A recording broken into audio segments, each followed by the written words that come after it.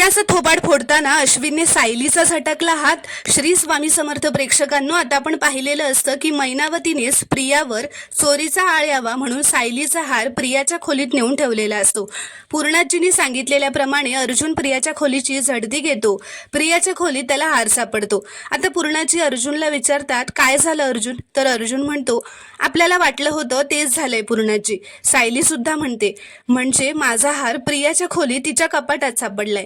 तर आता प्रिया जोरजोरात चिडत सायलीला असं म्हणते, सायली, शिक्षा मला नाही, तुझ्या खोटारड्या आईला व्हायला हवी आहे, कारण हार मी नाही, तिने चोरलाय। तर आता सायलीला हे ऐकून खूप राग येतो, तिचा राग अनावर होतो व ती प्रियाच्या अंगावर धावत जात म्हणते, प्रिया, तोंड आवर तुझं, नाहीतर, असं म्हणत ती प्रियाचं थोबाडच फोडणार असते। तेवढ्यात अश्विन सायलीचा हात रोखतो व खाली झटकतो। आता सायलीचा हात जोरातच खाली झटकलेलं बघून अर्जुनला मात्र अश्विनचा खूप राग येतो। प्रेक्षकांनो, तुम्हाला जर का हा शॉर्ट रिव्ह्यू आवडला असेल तर व्हिडिओ लाईक करा व चॅनलला प्लीज सबस्क्राईब करा।